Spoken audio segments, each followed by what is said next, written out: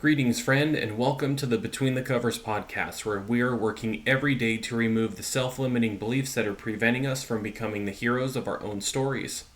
I am Marcus Spar. Before we dive into today's hero study, I do just want to remind you that if you are interested in working with me as a coach, as someone who is trying to become the hero of his own story, and that's something you're interested in, then take a look at my website, or there are links in the description where you can schedule a free hour call with me to discuss what it is that you are wanting to work on, if we are a good fit, and if what I have to offer is something that's going to be beneficial to you. For this month's hero that I want to talk about, I am choosing someone who is what I hope to be a relatively easier discussion, an easy hero to kind of point out her values and how she is strong and capable, mostly because I am just tired and needing to do something a little easier than one that requires a ton of research. So I'm going to be going off of memory here. And today we are talking about Zelda from the Legend of Zelda franchise of video games. I grew up with the original Nintendo Entertainment System, and Legend of Zelda was one of those games that my brothers and I loved to play, even though I wasn't the greatest at the two on the NES. And there's something interesting that takes place where you see in the first three games, Zelda is much more of a damsel in distress kind of character, the stereotypical female character that is under a curse or trapped or something, and it is your job as the protagonist to go rescue her. However, it starts happening more that she is an agent in her own story. Not an agent. What ends up happening by the time you get to Legend of Zelda Ocarina of Time, which came out on the Nintendo 64, and I realize there's more games that came out that I haven't even touched base on between the original and Ocarina of Time. Yet, something that happens is you see a character move from being just the damsel in distress to one that has more agency in the story. In the very first game, you are playing as Link and you're trying to unite the Triforce, and once you do that, you take out Ganon, and as soon as you beat Ganon, you rescue Zelda. In the second game, she is put under a curse where she is asleep, and Link is going to 8 different castles in order to revive her from, or not revive her, but to wake her from her cursed slumber. And then in A Link to the Past on the Super Nintendo, she is captured in the dungeon, calls for Link to come help her, and eventually she is locked inside of a crystal, and with her power and the power of 6 other maidens, they are able to open the way for Link to ultimately take on Ganon. And one of the common threads in all of these is that Zelda is a victim in her story. She is captured, she is cursed, she is imprisoned. She is some prize for you as Link, the hero, to rescue. And then Ocarina of Time comes around. When Link first meets Zelda and they are children, she is aware of a plot that the character Ganondorf, this is where I think it's the first time we move from the typical antagonist being a kind of pig monster named Ganon to where now he has a more humanoid form called Ganondorf. And he has a plot against her father, who is the king of Hyrule. And she works with her bodyguard, I think is what Impa is. Works with her bodyguard and with Link to try and stop Ganondorf from his schemes. As Link goes about trying to collect 3 spiritual stones, Zelda is doing what she can in order to try and foil this plot that Ganondorf is putting into motion. And things do not go according to plan. She is actually whisked away by her bodyguard as Ganondorf is taking over Hyrule. And as Link, you pull the Master Sword that is encased within the Temple of Time, and then you are moved into the future. A future that has been corrupted by the dark plans of Ganondorf. And there is something that we've seen for the first time here in this series. And that is Zelda is actually in disguise as a member of her tribe, not her tribe, a member of her bodyguard's tribe called the Sheikah. She is disguised as one. She is passing on her wisdom because one of the dynamics of this story is Ganondorf holds the Triforce of Power, Link holds the Triforce of Courage, and Zelda holds the Triforce of Wisdom. And this is where these 3 characters start to embody these different dynamics of the Triforce. So Ganondorf is always trying to use his power to take over the world, get whatever his desire is. Link is the one who has the courage to face him down, and Zelda is the one who has the wisdom to effectively entrap him, because very rarely do they kill Ganon. A lot of times they just seal him away. However, she also has incredible magic. And this is a part of her embodying the Triforce of Wisdom. She is using her wisdom, she's using some of her training from her bodyguard Impa to impersonate a Sheikah member, and she is helping Link to get from one place to another, to get these talismans from different temples.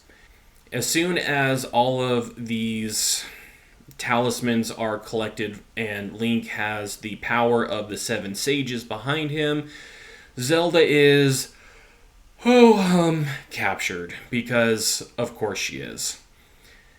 And then it's Link's job to rescue her.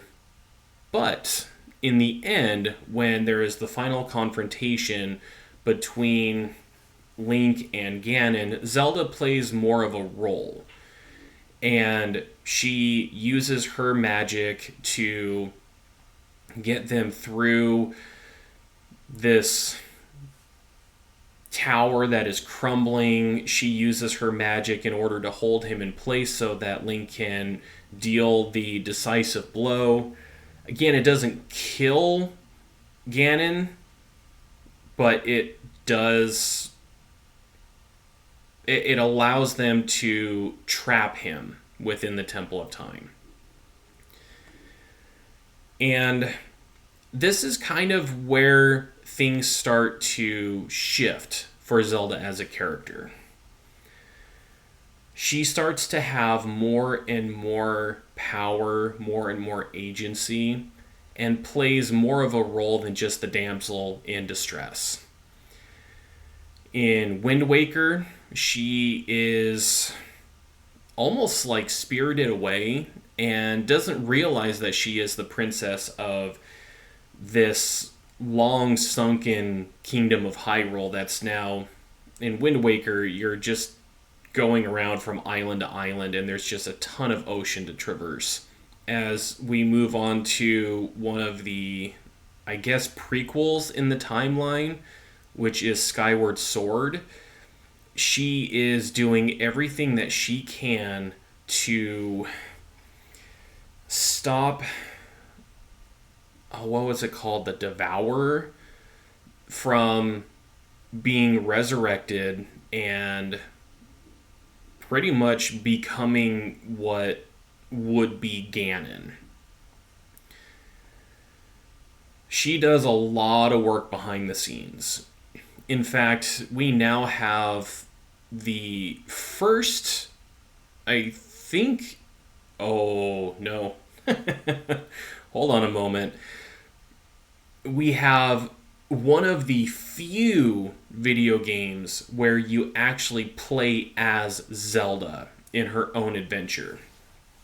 Originally on the Philips CDI, they released one, and the Philips CDI games are notoriously bad, this one included. I think that was the first one where you play as Zelda. We now have Legend of Zelda Echoes of Wisdom, which is the most recent Zelda game to be released, where you are playing as Zelda trying to rescue Link. So it's a complete flip of the script this time.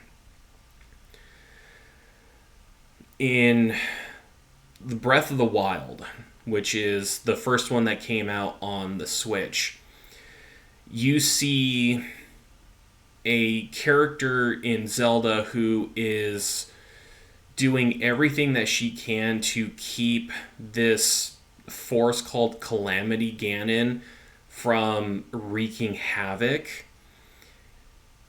And so, again, she's doing a lot of stuff behind the scenes, yet you get a lot of glimpses of what she was doing before the Calamity.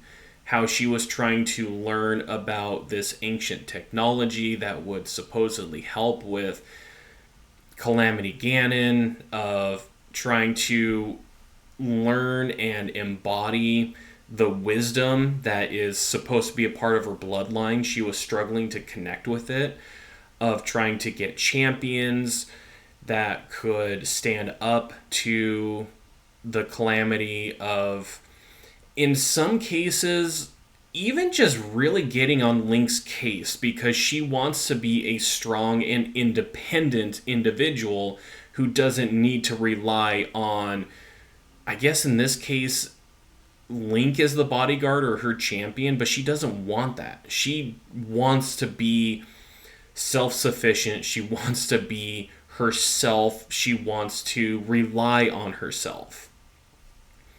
It's actually a very interesting take on what we would typically call the damsel in the story. Is, even though in Breath of the Wild you are trying to rescue her, she is using her powers to keep Calamity Ganon at bay, and she also is not a victim in her story. She is using her powers as they have been discovered to do what needs to be done, so a badly injured Link is able to recover, and then the two of them can work together in order to bring Ganon down.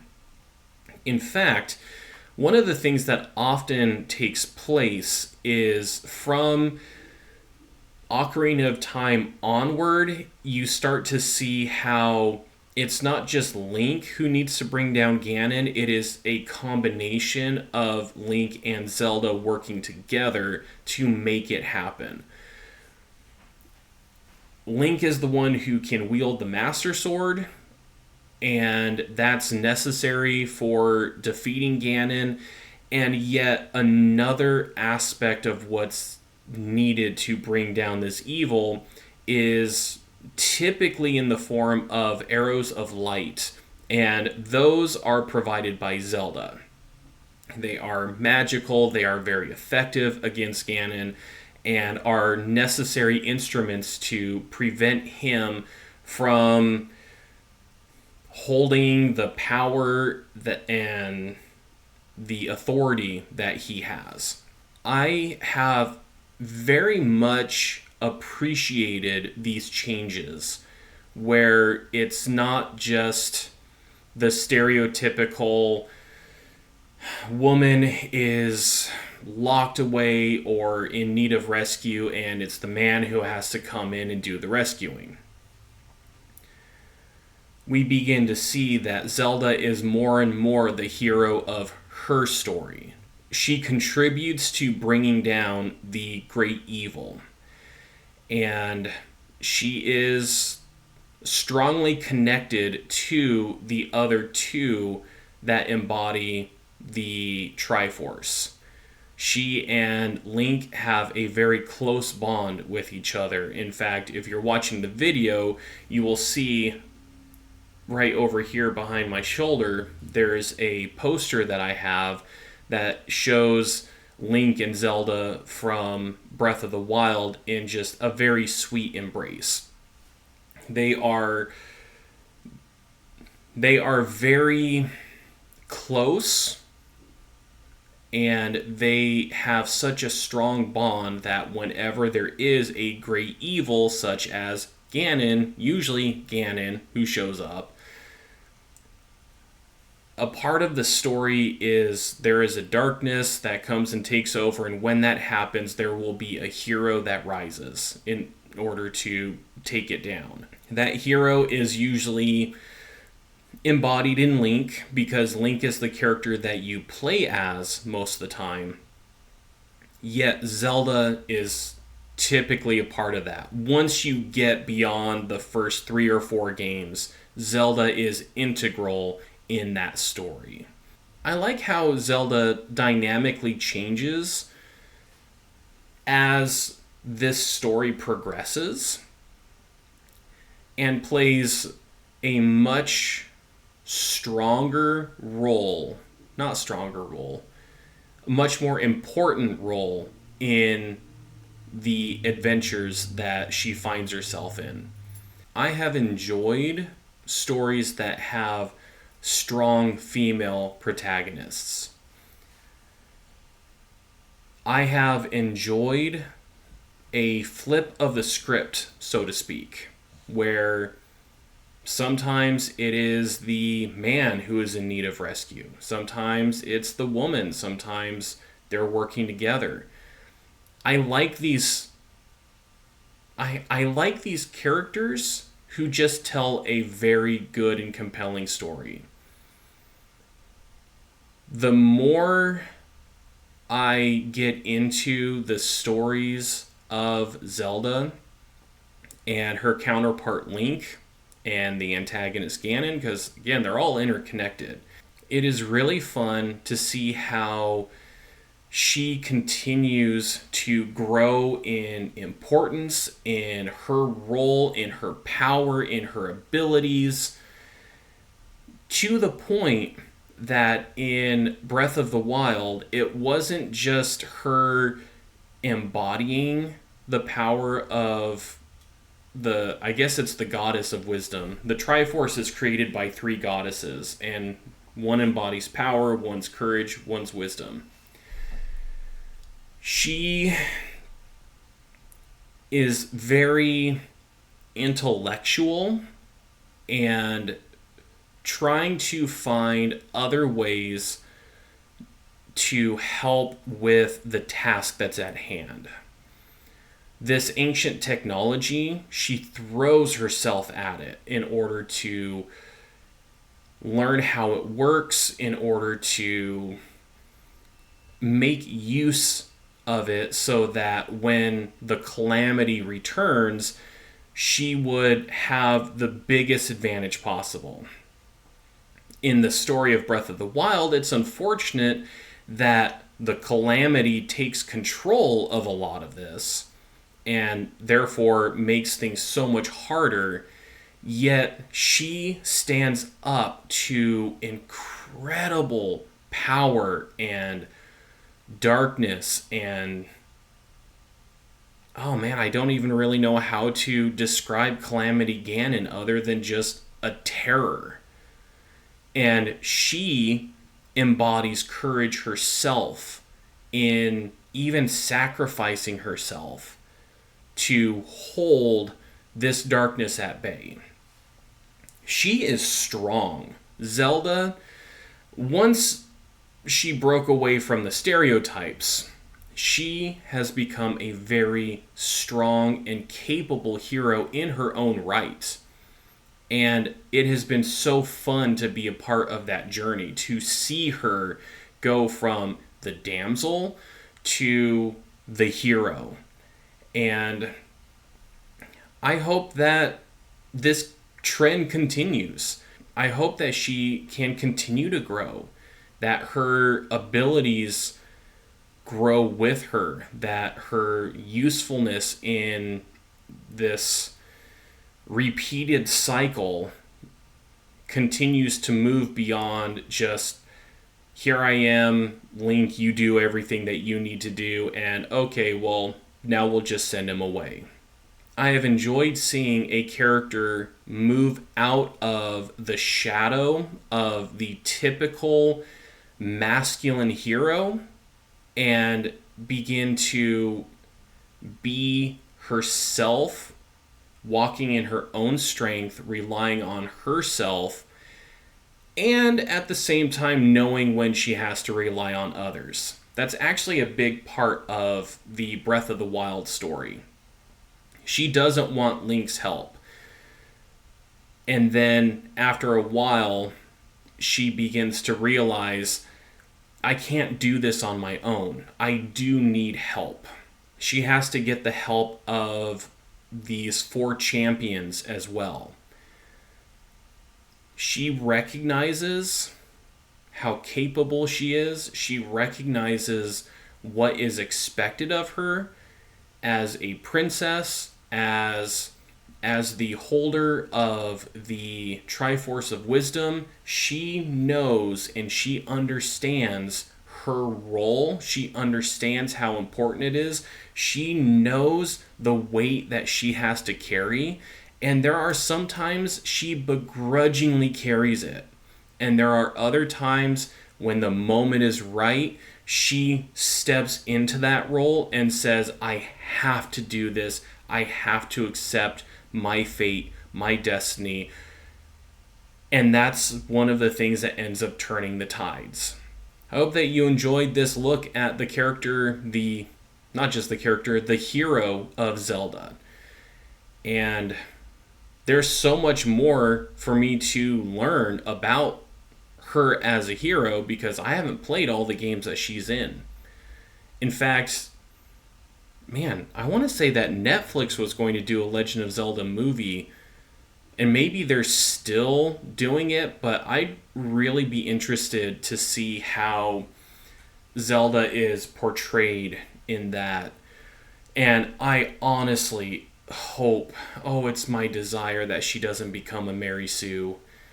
We don't need to have more Mary Sue characters like Captain Marvel and Rey from the Disney Star Wars trilogy. One of the things that I have enjoyed about the heroes that I have been talking about is we see individuals who are working and overcoming their limitations, not being... Again, Mary Sue is really the best way for me to describe it. not being the end all be all and effectively becoming gods in their own stories. To me, that's not interesting. I am more interested in those who struggle. I'm interested in those who overcome odds. I'm interested in those who do get injured and they fall down and they pick themselves back up. I hope that that's not something that they do with Zelda. I hope that she continues to be a very realistic and relatable hero, because we need more heroes like her. We need more heroes like all of us who do get down in the dirt, in the mud, who have our own struggles, who have our own hang-ups, who maybe have some bad choices under our belt, and we continue to make bad choices. What we do with them and how we overcome is what makes us heroic. And that's one of the things I've seen with Zelda. She is getting out of the shadow of effectively a patriarchal understanding of heroism. And she is showing what it is to be a feminine hero, what it is to be a woman who is heroic. And I want to see more of that. Until next time, live strong for today.